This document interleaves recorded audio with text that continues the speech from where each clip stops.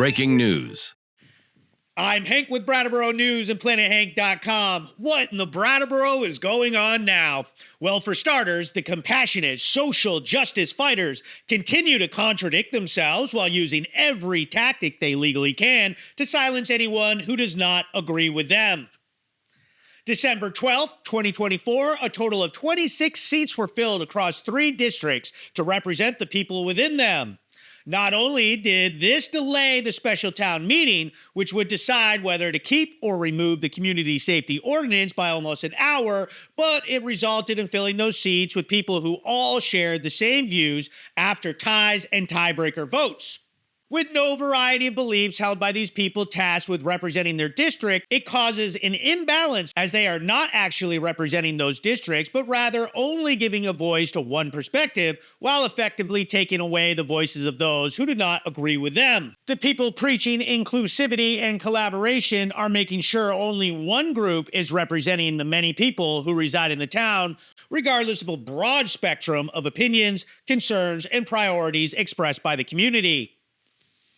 Despite these people living in their ideal fantasy land, they are organized and effective in their endeavors, as we saw the ordinance being successfully voted out, despite significant support of it from concerned community members. Most of the people who spoke out against the ordinance spoke about the things that they felt like talking about, despite it having nothing to do with the ordinance. Unfocused and disappointingly off topic, there was an embarrassing amount of disrespect aimed towards the select board, the town manager, and the town attorney, as well as a complete disregard for the rules of courtesy and professionalism. We might as well ask the fire department to put a banner across Main Street that says, "Are you homeless? Are you mentally ill? Do you suffer from drug or alcohol addiction? Go home. We don't want you in our town." Disgruntled community members have taken to social media, describing the way this meeting went down as gross and unfair, giving the progressives of Brattleboro credit for being well organized and liking the sound of their own voices so much that they will do anything they can to drown out the opinions of others who disagree with them. There were many absolutely incorrect narratives presented by those dead set to reject the ordinance, as well as contradictory statements, such as the ordinance is criminalizing the people committing crimes when it was actually allowing the police to issue warnings and civil penalties instead of criminal charges. Also stating that people issued civil offenses won't be qualified for the pre-charge program. Only those issued criminal offenses will qualify as of July 1st, 2025. So what do they actually want? What is their goal? To criminalize crime or not? It doesn't make any sense. Just like it doesn't make any sense to tell people that they should not feel fear because violent criminals, drug dealers, drug users are being given free rein while simultaneously making statements like, "I've never even gotten so much as a speeding ticket, but when I'm out on the road and a cop is behind me, I freak out." That's irrational. But being concerned about your safety when there have been murders in town is somehow dehumanizing to the people causing the threat to public safety. The Brattleboro Commons shared a short piece by the Community House highlighting how the ordinance would improve the life of children in the community on December 10th, listing things that kids and staff have witnessed, as well as how the staff has had to clean up alcohol and drug paraphernalia, including many bags of fentanyl around the property and several other valid issues. That is unfair to have people having to clean up after others, but also poses a risk to their safety via accidental exposure from potential residue of the dangerous and potent fentanyl or the needles that carry communicable diseases. During the special town meeting, Peter Elwell made several comments that deserve a closer look. He made a vague reference to an email he sent to RTM members regarding his feelings about the ordinance, which one could interpret as him trying to persuade people. This is especially important to consider when, according to word of mouth, the already established RTM members against the ordinance were sending private emails encouraging other members to vote people into the open seats that would vote against the ordinance. So I would hope that even if you entered the room tonight personally liking the idea of the ordinance, that you might see the way in which it's pulling us apart and vote tonight to disapprove the ordinance and keep investing ourselves in collaboration.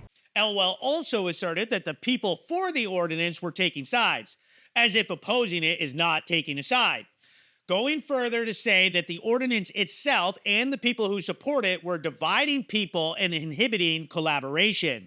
Pressuring people to have the same views as you is not collaboration. Collaboration means working together and having input and compromise amongst people. It does not mean abandoning your free will and views to fall in line with what others want.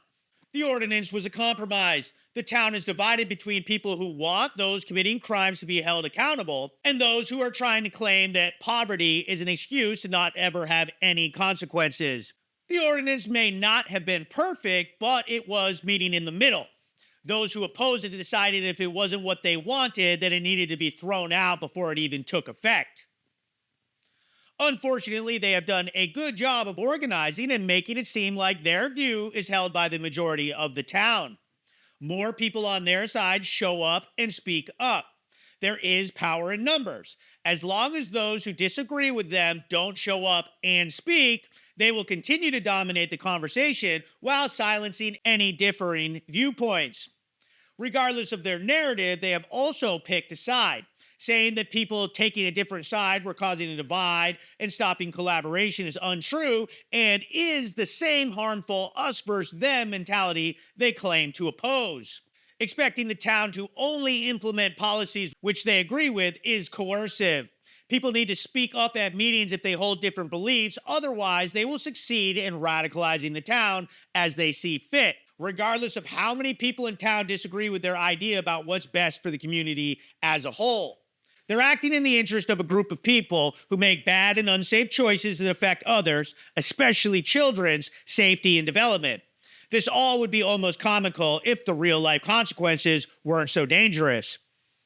People are literally dying. People don't feel safe in their own town or homes, and the only people that they have compassion for are the people endangering themselves and other members of the community. People who, coincidentally, give them the opportunity to ask for more financial support of the nonprofits they hold positions in or support. It's ironic how many people accuse me of profiting off the poor for bringing these things to light, while the people running these nonprofits are making more money in a year than any hardworking members of the community by a large margin. People need to wake up and ask themselves if the people enabling criminal activity truly care or if they're driven by the salaries they make while holding positions in nonprofits.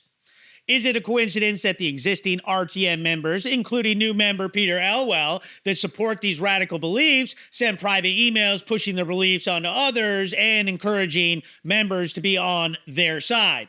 Is it a coincidence that the ordinance was voted out by 21 votes immediately after 26 chairs were filled? Is it a coincidence that those opposed to the ordinance marched into the meeting together, then proceeded to disrespectfully express their views, insulting differing views and threatening lawsuits?